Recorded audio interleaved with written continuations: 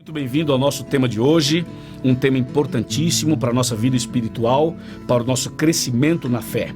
Vamos então agora orar. Querido Pai Celestial, muito obrigado por esse momento e agora pedimos que o Espírito Santo nos ilumine, nos abençoe e nos faça entender a Tua Palavra. Em nome de Jesus, amém. Amém. Francisco era casado com Laura. E esse casal tinha uma família muito feliz, porque tinha 2 filhos gêmeos. E eles moravam na cidade de Curitiba, no Paraná, no Brasil. E um domingo pela manhã, os avós saíram com os filhos do Francisco e da Laura para um passeio na praia. E na estrada havia um grande congestionamento. E o vovô, dirigindo, tentou fazer uma ultrapassagem e calculou mal. Viu uma carreta de lá para cá e aconteceu um acidente trágico. E morreram todos eles, o vovô, a vovó e os 2 filhinhos da Laura e do Francisco.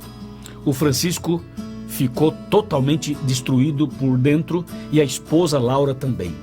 A Laura entrou em depressão e em pouco tempo ela ficou tão mal, que em 4 meses a Laura também veio a falecer.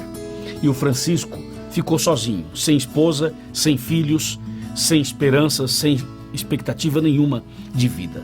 Resultado, ele foi para as drogas, foi para a prostituição e se envolveu com coisas muito estranhas. E passou a usar drogas também. Um dia, na sua casa, juntamente com seus amigos, se preparando para usar maconha, eles descobriram que havia acabado o papel de fazer o cigarro da maconha. E então, na angústia pelo vício, o Francisco lembrou que ele tinha uma Bíblia. E ele foi então e disse: pessoal, eu tenho uma solução. E ele foi no quarto, pegou aquela Bíblia e arrancou uma página da Bíblia e fez um cigarro de maconha. Aí arrancou a outra página para o amigo, outra para o outro, outra para o outro, e todos fumaram maconha usando a folha da Bíblia. A partir daquele dia, o Francisco e os seus amigos só faziam maconha com a folha da Bíblia. Uma coisa horrível. Ele destruiu uma Bíblia inteira.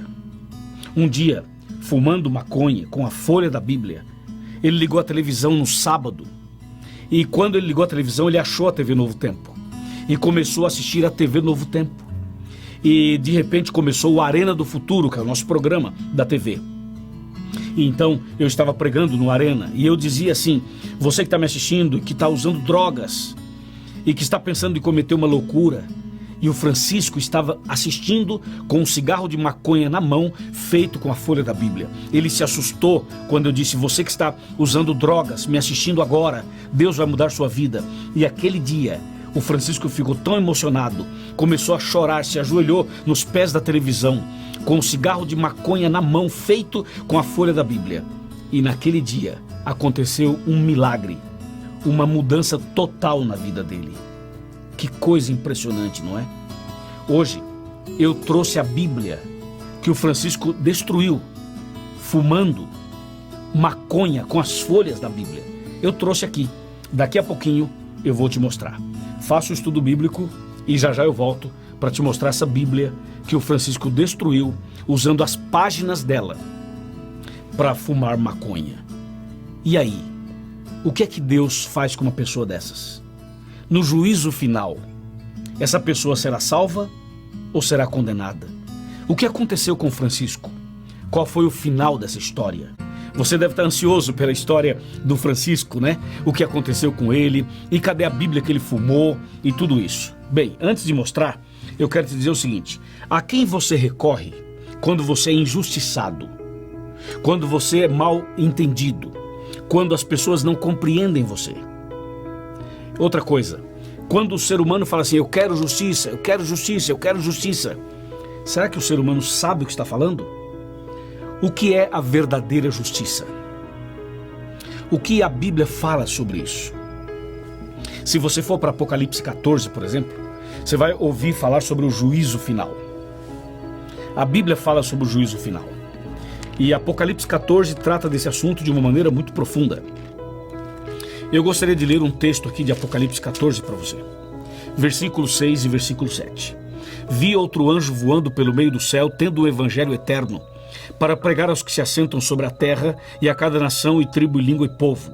dizendo em grande voz: temei a Deus e dai-lhe glória, pois é chegada a hora do seu juízo, e adorai aquele que fez o céu e a terra, e o mar e as fontes das águas. Meu amigo e minha amiga, presta bem atenção no que eu vou lhe dizer. O juízo final aparece na Bíblia dividido em 3 fases. A primeira fase é a fase de investigação, a segunda de comprovação e a terceira de execução. A primeira fase já está em andamento. Nós estamos vivendo agora o grande juízo de investigação. O juízo de comprovação ocorrerá durante o milênio, após a volta de Cristo. E o juízo de execução ocorrerá depois do milênio, quando descer aqui a cidade santa, a Nova Jerusalém. Das 3 fases, a mais importante é a primeira, é a fase de investigação, porque é agora que se decide o seu futuro. É agora que se decide se você vai ou não para o céu. E quem decide? Você decide. Eu decido. Nós decidimos. Deus apenas vai julgar de acordo com as nossas decisões. Nesse julgamento, quem é quem? Bem, Deus é o juiz. Jesus é o advogado de defesa. O diabo é o advogado de acusação. Os anjos são as testemunhas. Nós somos os réus. E os 10 mandamentos são a lei usada como norma do julgamento final. Deu para você entender? Vou repetir. Deus é o juiz, Jesus é o advogado de defesa, o diabo é o advogado de acusação. Entendeu? Os anjos são as testemunhas.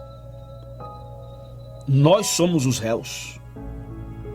E os 10 mandamentos são a lei usada como norma para o juízo final. Entendeu? Então é importante você saber uma coisa. Para que no julgamento final você possa ser salvo, absolvido e receber o perdão final de Deus, você precisa ter o nome no livro da vida. Ter o seu nome no livro da vida. É o que diz aqui a palavra de Deus. Eu vou ler para você Apocalipse 21, verso 27. Olha que texto extraordinário esse daqui. Apocalipse 21, verso 27 fala: nela nunca jamais penetrará coisa alguma contaminada, nem o que pratica abominação e mentira, mas somente os inscritos no livro da vida do Cordeiro. Ou seja, só pode ser salvo quem tiver o nome no livro da vida. E ter o nome no livro da vida significa que essa pessoa se converteu, aceitou Jesus e foi batizada. Deu para você entender? Ou seja, aceitou Jesus, entregou a vida para ele e foi batizada. Olha só o que diz Apocalipse 22, verso 15. Fora ficarão os cães, os feiticeiros, os impuros, os assassinos, os idólatras e todo aquele que ama e pratica a mentira. Ou seja, as pessoas que não se arrependeram, as pessoas que não se converteram, estas não serão salvas. Mas quem se arrepende, se converte, aceita Jesus e batiza, o nome vai para o livro da vida do Cordeiro. E olha só o que diz aqui a palavra de Deus. Apocalipse 20, verso 15. E se alguém não for achado inscrito no livro da vida, esse será lançado para dentro do lago de fogo. Que coisa, hein? E o Francisco, que fumou a Bíblia inteira, usou as páginas, fez cigarro de maconha, destruiu uma Bíblia inteira. E aí, como é que fica o caso dele? Olha só, tá preparado? Atenção, deixa eu esconder aqui um pouquinho. Deixa eu esconder um pouquinho aqui. Vou pegar a Bíblia que ele fumou. Tá preparado? Tá preparado? Olha lá, ó, peguei aqui. Essa é a Bíblia. Eu vou abrir para você ver, tá? Eu vou abrir para você ver. Eric, veja se dá para pegar direitinho aí o que eu vou mostrar. Acho que sim, né? Olha só aqui. Tá bom assim? Ou mais para cá? Aqui tá bom, né? Aqui, assim, mais no centro. Olha aí, pessoal, tá vendo? Essa é a Bíblia que o Francisco fumou, usou as páginas dela para fazer cigarro de maconha. Destruiu uma Bíblia inteira. Ele só não fumou o Apocalipse. O resto ele fumou tudo. Quer dizer, eu pergunto, em um caso desse, como é que fica no juízo final? É o seguinte, o Francisco se arrependeu, se converteu, eu batizei o Francisco. Hoje ele é adventista, é um servo de Deus e é uma pessoa que ajuda, inclusive, na pregação do Evangelho na igreja. Então eu fico pensando, né? Se Deus converteu o Francisco, se Deus mudou a vida do Francisco, se Deus perdoou o Francisco, o que é que há na sua vida que Deus não possa perdoar?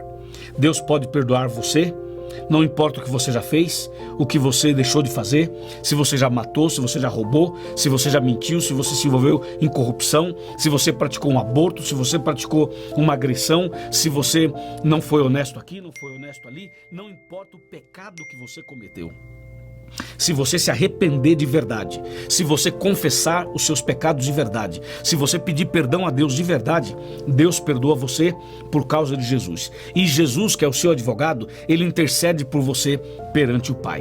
E você vai se preparar para a vida eterna quando Cristo voltar. Amém? Essa é a beleza do Evangelho, a beleza da salvação em Jesus. Jesus, ele tem um plano para você. Por mais longe que você tenha ido, a graça de Deus está disponível. A misericórdia de Deus pode te alcançar. O poder de Deus pode chegar até você. É só você querer. É só você cair de joelhos, arrependido, arrependida, abrir o seu coração e contar tudo para Deus. E Deus pode te dar uma nova chance. Amém? Olha só, naquele dia, eu quero estar lá. E eu quero convidar você para estar lá também. Então, se você não batizou ainda, tome a decisão pelo batismo. E se você já se batizou, permaneça firme na fé. E se tem que abandonar alguma coisa, faça isso agora mesmo. Que Deus te abençoe. Parabéns por essa decisão que você acaba de tomar. Vamos orar. Senhor nosso Deus, obrigado, meu Pai, pela mensagem de hoje. Abençoa essa pessoa que ora comigo. Essa pessoa que está nesse momento desejosa de começar uma vida nova. Eu entrego em tuas mãos ele, ela, o pequeno grupo, a classe bíblica, esse casal, essa família, e que naquele grande dia todos nós possamos estar preparados para a vida eterna. Em nome de Jesus, amém.